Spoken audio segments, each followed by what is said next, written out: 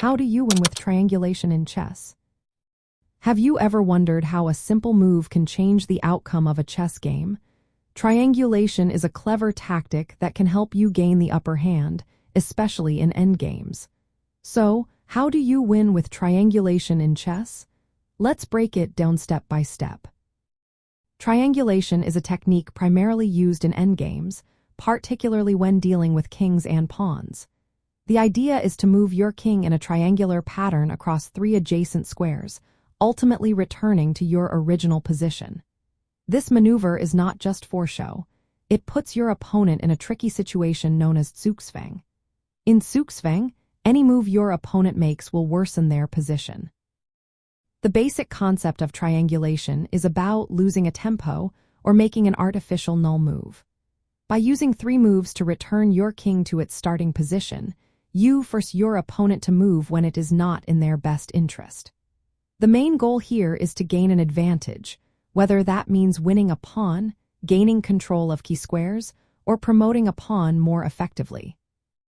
To successfully apply triangulation, you first need to identify opportunities. Look for moments when you can triangulate while your opponent cannot. This often happens when your king has access to 3 squares in a triangular formation, while your opponent's king only has 2. When you are ready to execute triangulation, move your king in a triangular path. Make sure you end up back where you started. This forces your opponent to respond, which can lead them into a worse position. Once you have successfully triangulated, you can use this advantage to control key squares or force your opponent to move a pawn. This can create weaknesses or blockades that you can exploit later on.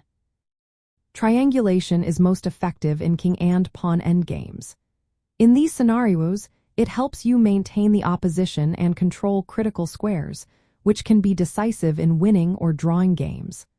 While it is less common, triangulation can also be applied in other endgames, such as rook or bishop endgames. To improve your chances of success with triangulation, timing is everything. Recognize when you can use this tactic to your advantage, especially when your opponent would be in Zugzwang if it were their turn. Positioning is also key. Ensure your king is ready to execute the triangulation maneuver effectively. Practice is essential. Familiarize yourself with triangulation by studying endgame scenarios and practicing them in your games.